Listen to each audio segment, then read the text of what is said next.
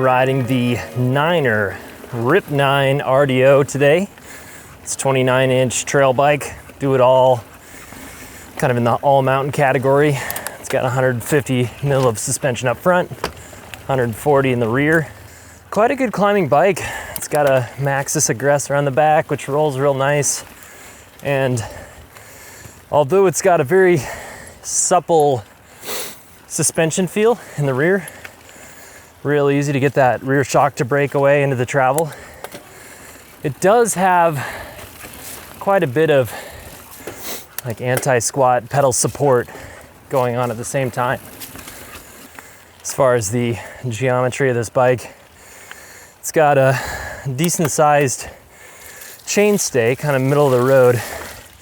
Keeps the front end kind of glued to the ground. But it does have like a slightly shorter feeling top tube. The cockpit doesn't feel incredibly long, doesn't feel short either. Kind of feels like middle of the road. So pretty easy to kind of initiate a corner with this bike, throw it over, and you know, tight switchbacks and things like that. I think one of the number one things I've noticed about this bike is just that rear suspension is real supple. That DPX2 feels really good with the leverage curve they have on this bike. And when you're rolling over stuff, soaks it right up. As far as where my body weight kind of falls on this bike, I'd say it's more over the rear wheel than up front. Doesn't feel like it has a super steep C-tube angle, but that also gives a real nice pedal position and feels best like on flatter climbs when you're climbing maybe like, you know, 6 to 9% grades is when this C-tube angle feels best, really. I also don't see too many of the bikes I review get spec'd with an aggressor tire in the rear, but this one sure did. And it pedals quite nice. This bike comes with some 4-pot XT brakes and XT shifting. Real snappy feeling shifting. Some real reliable DT Swiss wheels and hubs. So pretty cool build. This frame's got a pretty crazy looking shock linkage with this kind of like trailing link that sits right underneath your chainring. Yeah, it's pretty cool. Certainly when climbing, if you hit a big thing like this stump right here, that suspension does really move rapidly. Gets the rear wheel out of the way. But then you can start crushing out of the saddle and the bike does not feel wallowy one bit. I have this bike in the low setting and that bottom bracket sure does feel low. And beyond that, I do feel quite sunk into the bike because of that low bottom bracket as well.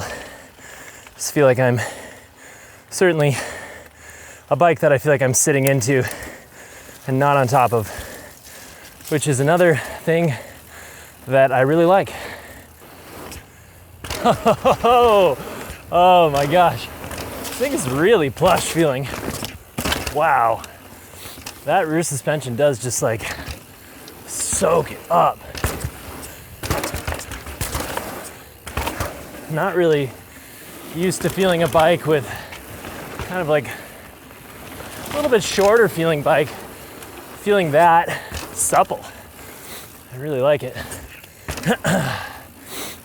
Also feeling quite incredible in the corners. My goodness, I'm so low to the ground. Super nimble. Dang. Yeah, I'm having so much fun just like whipping that rear end around. It's got a little bit shorter top tube. Feels good.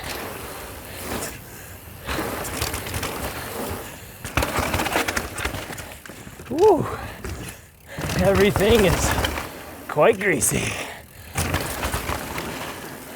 Everything's the greasiest during the first part of the rain. Oh, wow, surprised how much grip that aggressor has. Super trustworthy. This is a pretty slick setting. Dang, I have so much control mid-corner. Just so low to the ground.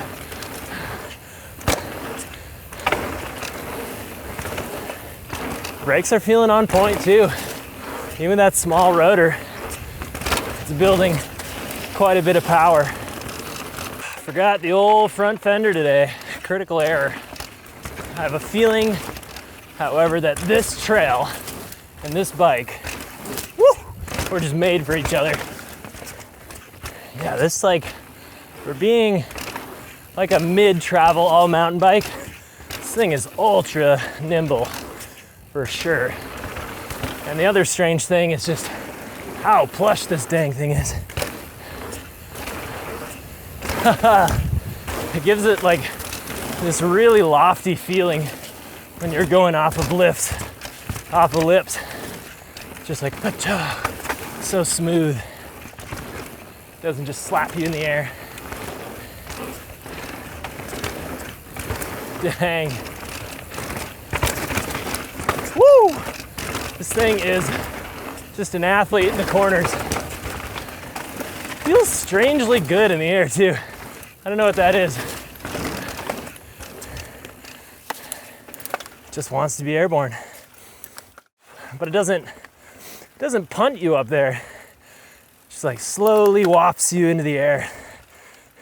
This thing gets just into the rear travel so easily and just generates a ton of grip. And then with the low bottom bracket, it's like, man, you kind of feel like you're a little bit more talented in the corners.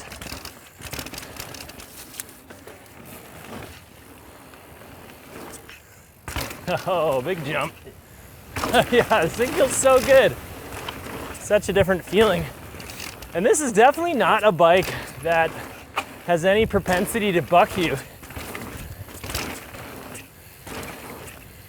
Maybe it's just a little bit less progressive in the rear. I might be bottoming it out, I can't quite tell. But man, that feels good. Just like how it just uses all the travel. Not a big deal if you're bottoming the rear suspension, as long as you don't feel a nasty clunk.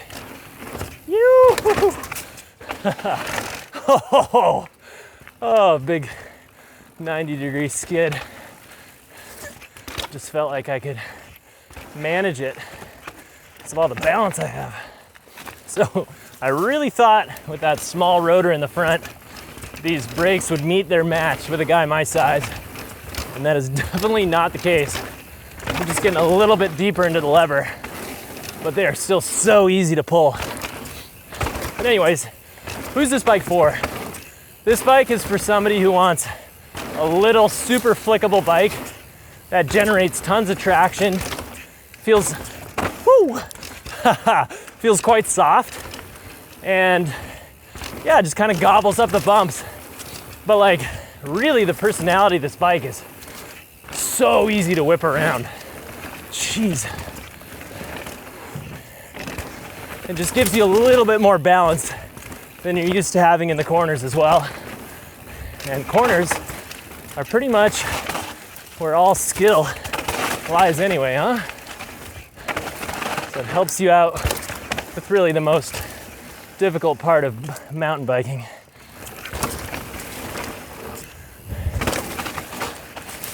It's so soft, easy on the wrist, love it.